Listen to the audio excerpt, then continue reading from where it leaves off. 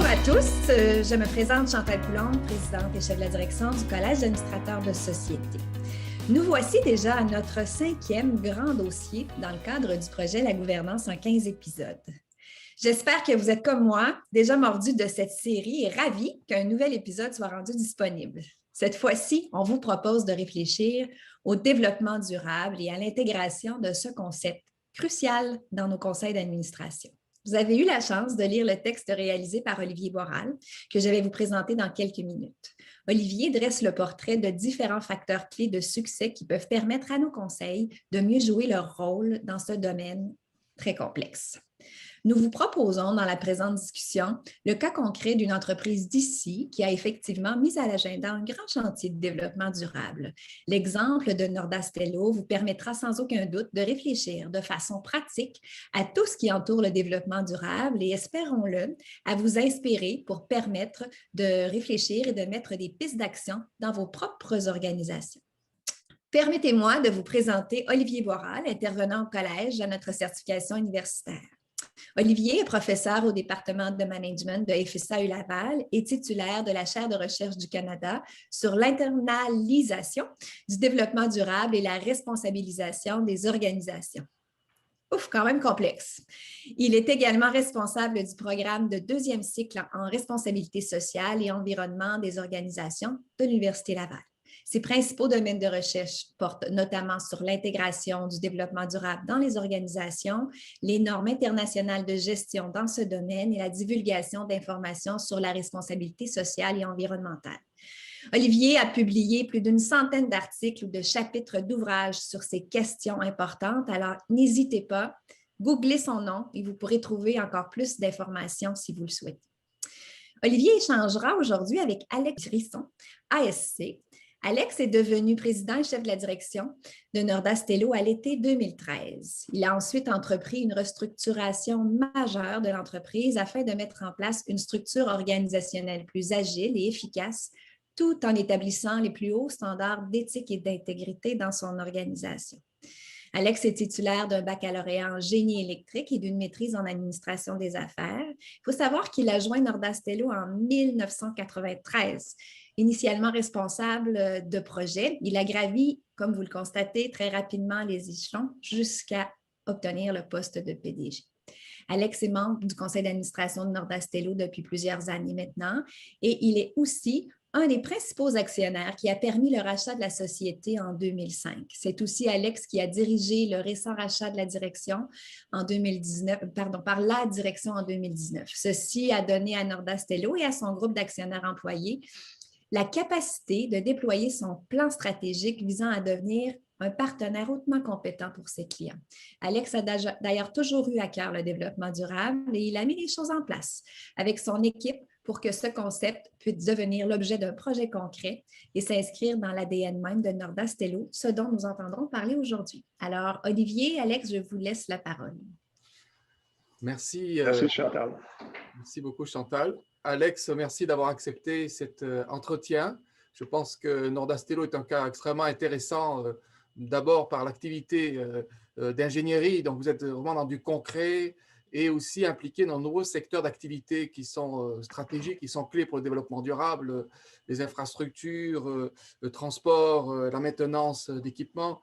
Et aussi, Nordastello, la particularité, c'est d'être complètement réinventé. Je dirais au cours des 10 dernières années pratiquement. Elle a traversé une sorte de purgatoire, tu pourras éventuellement en parler, mais elle a été impliquée dans l'affaire de la commission Charbonneau et elle a complètement réorganisé ses activités, réorganisé son approche. Chantal parlait de l'importance de l'éthique aujourd'hui et il y a aussi le concept de développement durable qui est de plus en plus important et je crois que tu as vraiment porté ce concept. La première question que j'aimerais te poser, c'est qu'est-ce qui t'a motivé vraiment à t'engager aussi fortement par rapport aux questions de développement durable? Je dirais que dans un premier temps, merci Olivier en passant, toujours un plaisir de discuter avec toi. Initialement, c'est la survie. Donc, comme tu as mentionné, on a eu une période de purgatoire. Aujourd'hui, on est connu sous le nom de Nordastello, mais auparavant, c'était le nom de Roche. Donc, les gens au Québec ont déjà une idée de ce que c'est Roche, de ce que c'était Roche. Et pendant 7 ans, on a eu à gérer des crises. Lorsque j'ai suivi mon collège d'administrateurs, on nous a énuméré les différentes crises potentielles à lesquelles un gestionnaire pouvait ou un conseil d'administration. Je crois qu'on les a tous vécues. Après 7 ans, ce qu'on a fait, il a fallu se réinventer dans un premier temps pour survivre et de se définir un nouveau futur. Et c'est à ce moment-là que, basé sur la culture d'entreprise sur laquelle on a misé vraiment pour le futur, on a réussi à définir notre nouveau purpose, notre nouveau why de l'entreprise. Comment on l'a fait? Et dans un premier temps, on a mis le client et les employés au centre de la table et on a réfléchi à savoir comment on pourrait être une valeur ajoutée dans le futur au niveau de l'organisation. Tout ça, c'est fait avec le conseil d'administration, en collaboration avec le conseil d'administration et la direction. Donc, en 2019, on a impliqué tous les gestionnaires de l'organisation ainsi que nos administrateurs présents à ce moment-là pour redéfinir notre plan stratégique. Un plan stratégique qui a mis en évidence les forces de notre organisation dans un contexte, je dirais, dans un contexte de gestion, de sortie de crise et de voir à quel endroit, quels étaient les axes de développement. Et c'est à ce moment que le développement durable est devenu, je dirais, une évidence pour nous parce que nous sommes des spécialistes d'intervention dans des infrastructures existantes. Donc, et ce qui nous a amené à un purpose qui est « The brown is the new green ». En intervenant dans des infrastructures existantes, nous sommes convaincus que nous pouvons avoir un impact sur le développement durable dans le futur. Parce qu'en donnant une pérennité additionnelle à des infrastructures existantes, on vient avoir un impact sur le cycle de vie d'un produit, donc un impact sur le changement climatique et sur les autres facteurs du développement durable. D'accord. Et on voit bien l'importance que vous avez accordée à la consultation des parties prenantes. Et quand on parle des parties prenantes, on oublie les employés, la direction, le conseil d'administration qui jouent un rôle important. Et je pense que c'est un facteur clé de succès dans la mise en œuvre du développement durable. Et on parlait de stratégie. Comment est-ce que Nordastello se positionne par rapport aux autres entreprises du secteur relativement aux questions de développement durable? Parce qu'il y a des acteurs qui sont très actifs, voire très agressifs sur ces questions, qui ont un positionnement très fort. Et quelle est la spécificité finalement de Nordastello par rapport à cette dimension? Je dirais, Olivier, que le développement durable est apparu dans le vocabulaire des firmes d'ingénierie à la fin des années 2000, où chacun utilisait à toutes les sauces le terme développement durable, mettait sur son site web, mettait dans ses brochures, mais sans avoir vraiment un impact ou une conviction de ce que c'était le développement durable.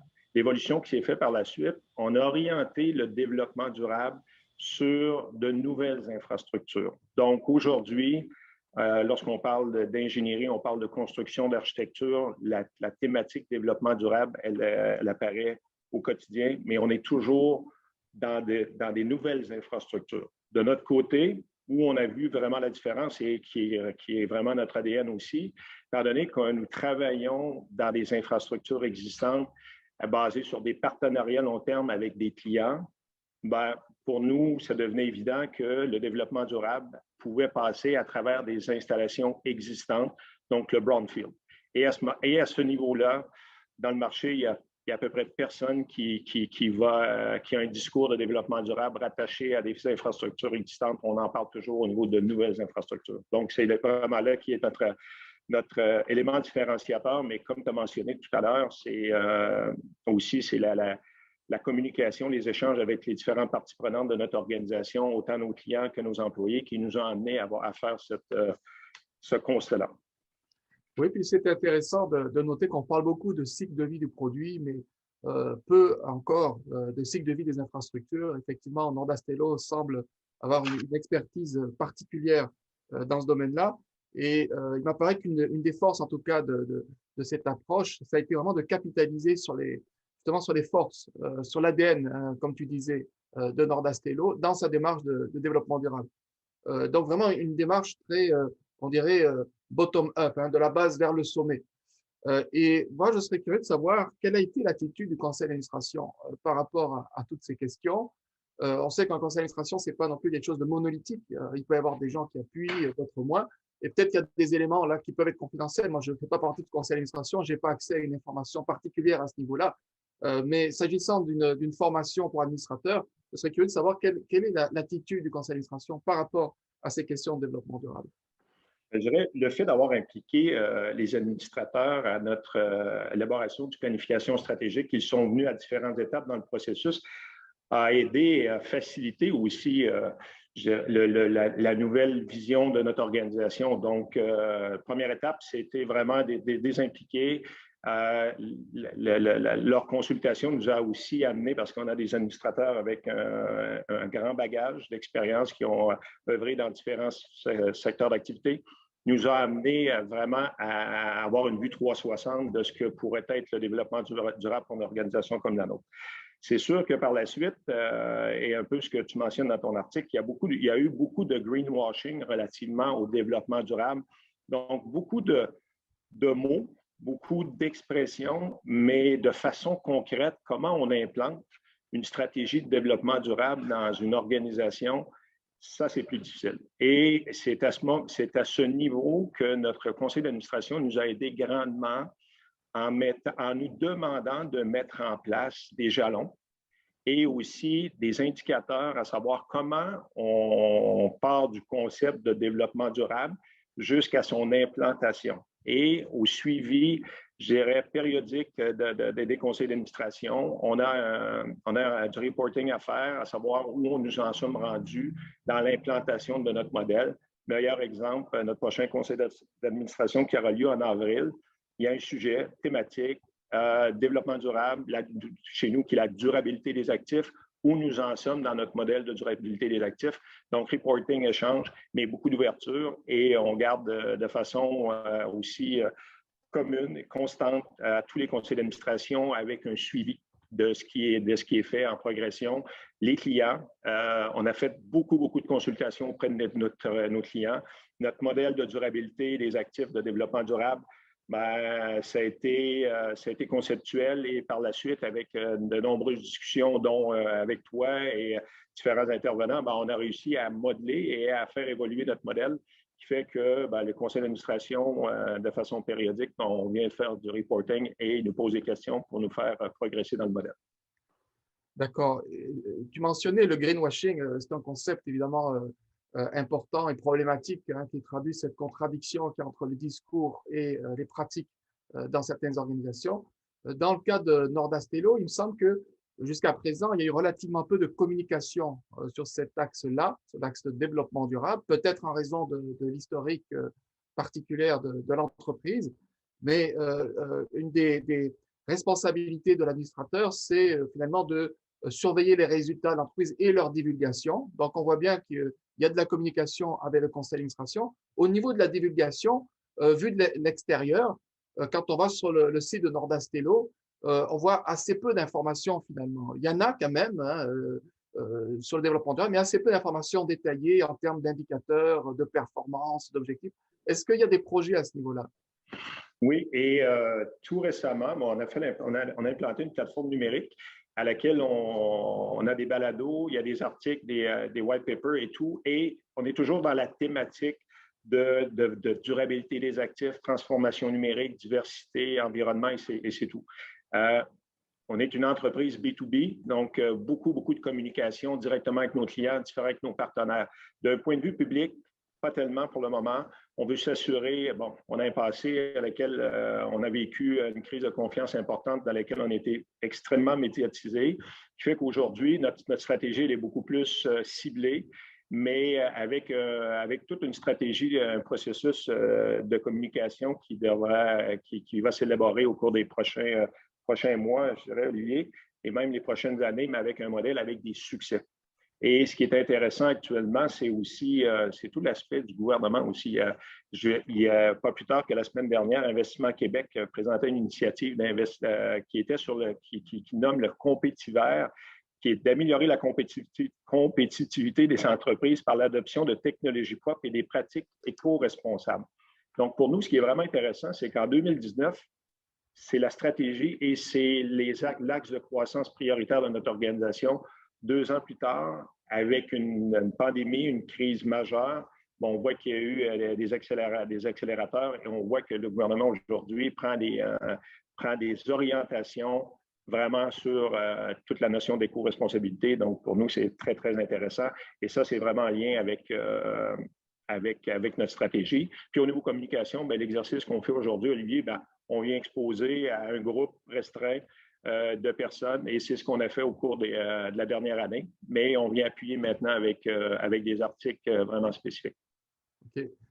Quand on parle de bonnes pratiques pour le développement durable, puis Nordastello semble vraiment engagé à ce niveau-là en ce moment, on fait souvent référence au benchmarking, c'est-à-dire finalement on va observer les meilleures pratiques du domaine ou on va regarder ce que font les entreprises les plus avancées en matière de développement durable pour s'en inspirer.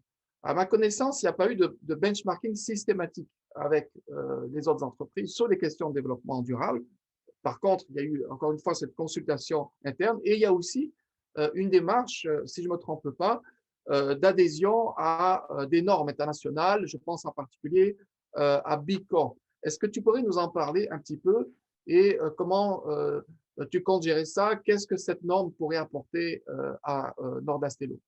Oui, pour nous, le développement durable, on le voit à 2 niveaux, à l'interne de notre organisation et aussi à l'externe. Lorsqu'on parle au niveau de l'interne, en faisant notre revue au niveau de la responsabilité sociétale et environnementale, on voit qu'il y a 3 normes actuellement à lesquelles on travaille, avec les gens travaillent. Il y a le ISO 26000, il y a le BNQ aussi au niveau provincial avec ses 15 principes, mais il y a aussi B Corp. B Corp qui est une organisation internationale avant-gardiste.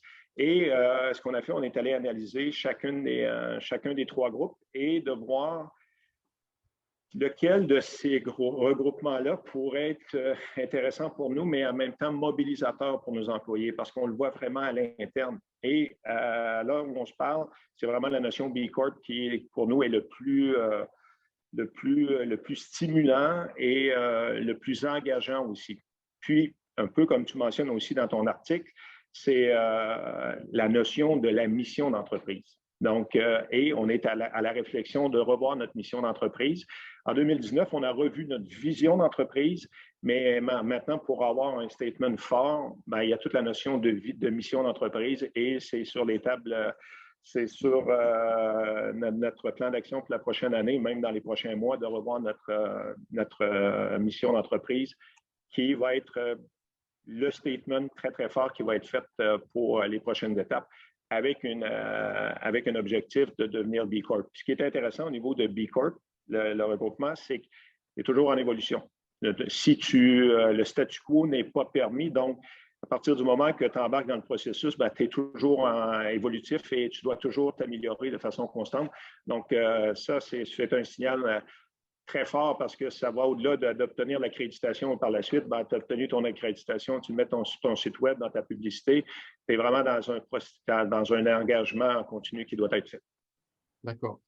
Et c'est intéressant avec B Corp, je pense, l'emphase qui est mise sur les aspects sociaux, qui n'apparaît pas dans d'autres normes comme ISO 14001.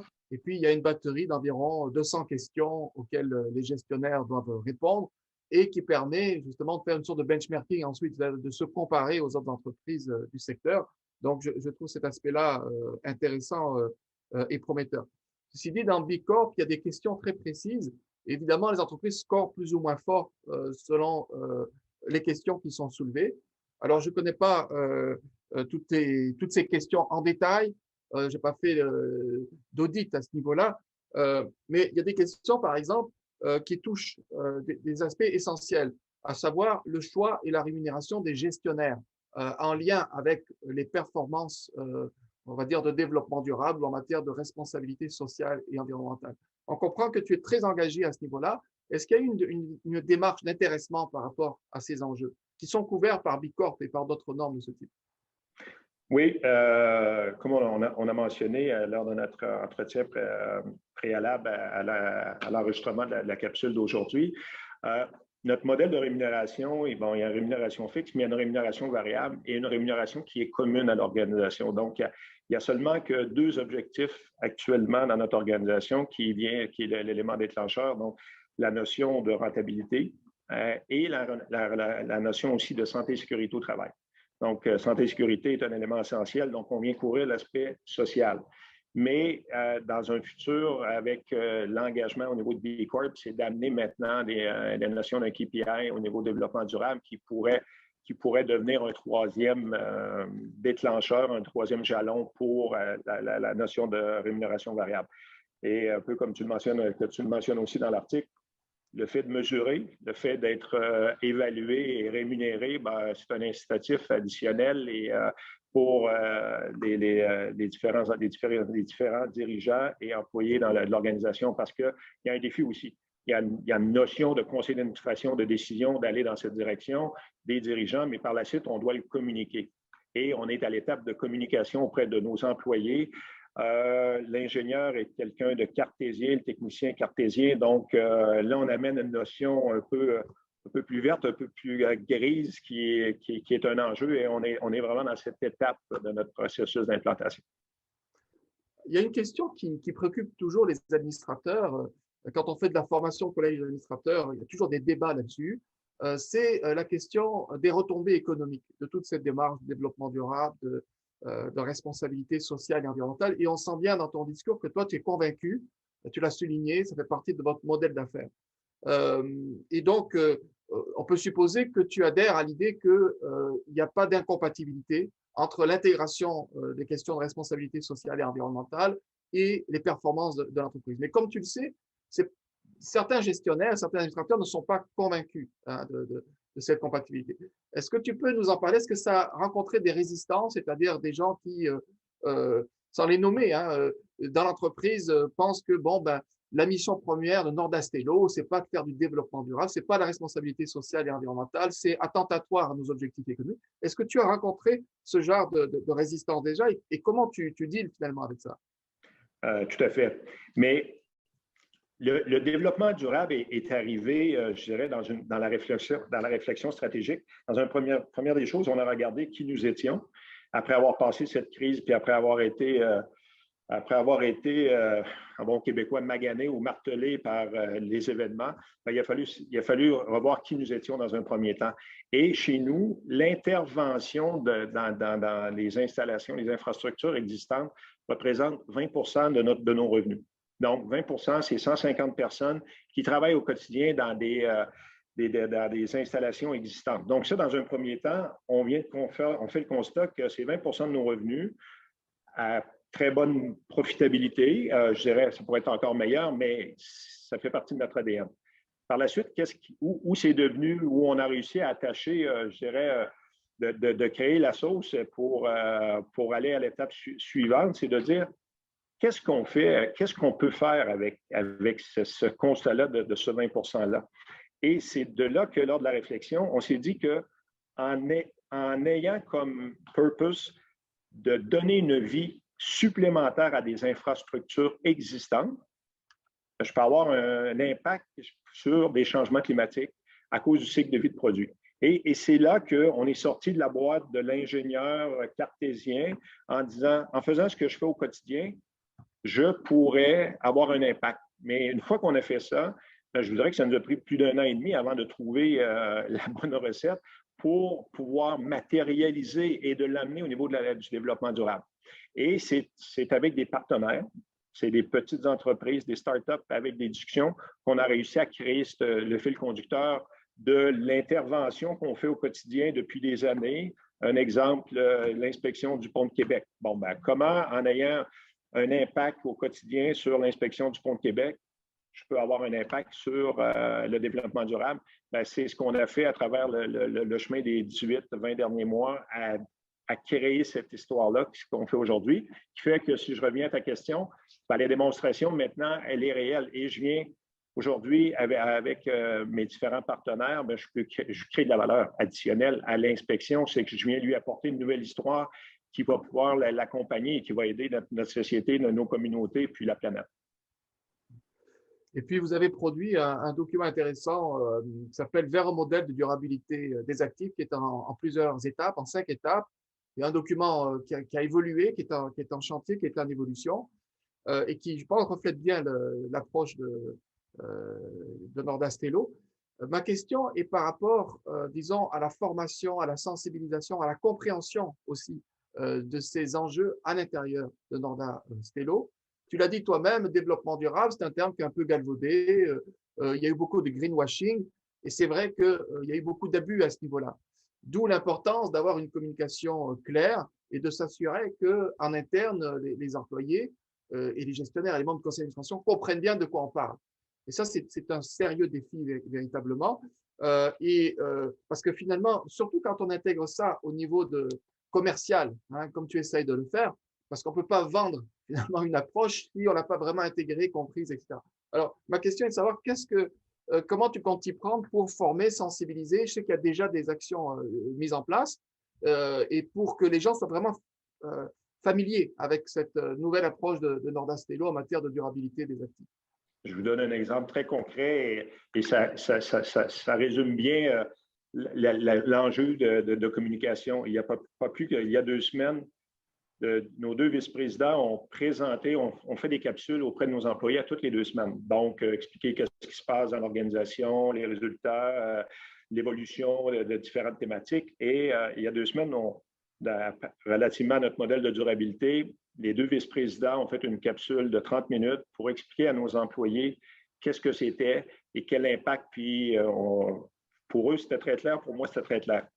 Suite à cette capsule, nous sommes actuellement en tournée virtuelle où on rencontre tous nos employés. C'est 30 rencontres de 30 minutes avec chacun de nos employés. Et on leur a posé la question, qu'est-ce que vous en retenez? Jusqu'à maintenant, là, je dirais qu'à 70 %, on n'a rien compris. Donc, c'est là la rétroaction. Donc, on se dit, OK, il y a des choses qu'on a bien expliquées, il y en a d'autres qu'on n'a pas expliquées, donc il faut revenir. Et c'est l'approche à laquelle on a travaillé énormément.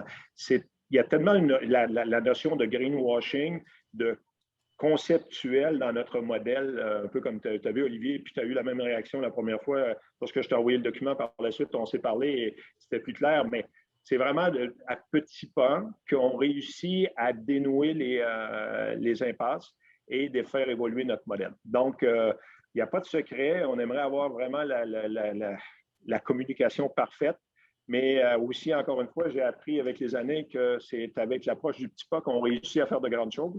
Et on est vraiment dans ce modèle-là. Donc, la bonne nouvelle, c'est qu'on est parti du niveau 1 au niveau 3. Maintenant, c'est clair pour tout le monde. Il nous reste les niveaux 4 et 5. Mais ça aussi, on a parlé avec beaucoup de nos partenaires. Beaucoup. On a eu des rencontres avec des équipes de direction complètes. Et il y a des gens, lors de ces rencontres-là, ils ont dit, écoutez, c'est bien beau votre principe, mais qu'est-ce que pour nous, là-dedans, il n'y a rien. Donc, on ne comprend pas. Mais par contre, dans le groupe, il y en avait 2 ou 3 qui disaient, oui, nous, on vient de voir. Et donc, ce modèle a été évolutif.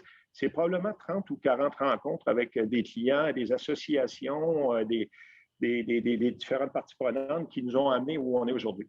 Donc, la prochaine étape, et ce qu'on réalise aussi, ça prend des exemples concrets. Donc, on est vraiment à cette étape-là. On a matérialisé les premiers dossiers. On a intégré l'intelligence artificielle aussi. Donc, on vient démontrer par des simulations qu'est-ce qui se fait concrètement. Et la semaine dernière, il y a quelqu'un que je rencontrais qui me disait, hey, oui, le port de Rotterdam peut faire la même chose que vous. Hein? Je connais un groupe en Écosse qui fait la même chose. Donc là on a créé l'effervescence. Et là, on est à bien cueillir les bonnes nouvelles, les bonnes informations qui vont nous permettre d'aller à la prochaine étape. Oui. Je pense que cet enjeu de communication est une bonne façon finalement de terminer, de conclure cet entretien. On voit bien qu'il y a des défis importants à relever pour bien expliquer ce concept, pour que les employés adhèrent. Et d'ailleurs, c'est d'autant plus important que comme tu le sais, le secteur d'ingénierie a un fort turnover et beaucoup d'employés sont très sensibles à ces questions. Et il y a de plus en plus d'études qui montrent que l'engagement des entreprises en matière de développement durable, c'est un facteur d'attractivité et de rétention. Donc, c'est vraiment un défi très important. Il y a encore des défis certainement au niveau de la communication externe, de la diversité, mais on sent qu'il y a une démarche sérieuse, substantielle qui est mise en place, bien alignée avec la mission de Nordastello, avec son métier. qu'il y a eu une démarche de consultation exhaustive des parties prenantes à l'intérieur de l'organisation, à l'extérieur aussi, qu'il y a une prise en compte des enjeux sociaux qui est essentielle, en particulier des aspects éthiques, en raison notamment de l'historique de Nordastello, mais aussi de ton engagement dans ce domaine-là. Et je pense que ça illustre bien les différents points qui ont été mis de l'avant dans l'article qui vient en appui à cet entretien. Donc, je vais donner la parole maintenant pour conclure à Chantal. Merci beaucoup, Alex, pour avoir partagé ton expérience très intéressante en matière de développement durable. C'était un plaisir. Merci, Olivier. Merci à vous deux. C'était extrêmement intéressant. J'espère que vous pourrez repartir avec certaines pistes d'inspiration. N'hésitez pas à aller consulter le site de Nordastello. J'imagine même qu'Alex et Olivier seront certainement disponibles si vous souhaitez leur envoyer un petit message pour avoir des précisions. C'est en étant capable de voir ce qui est fait à gauche et à droite qu'on peut se mettre en mouvement dans nos propres organisations. Alors, notre prochain épisode sera sur la cybersécurité, un sujet extrêmement chaud aussi avec Madame Lynne Bouchard. Alors, c'est un rendez-vous à tous. Merci et une excellente semaine.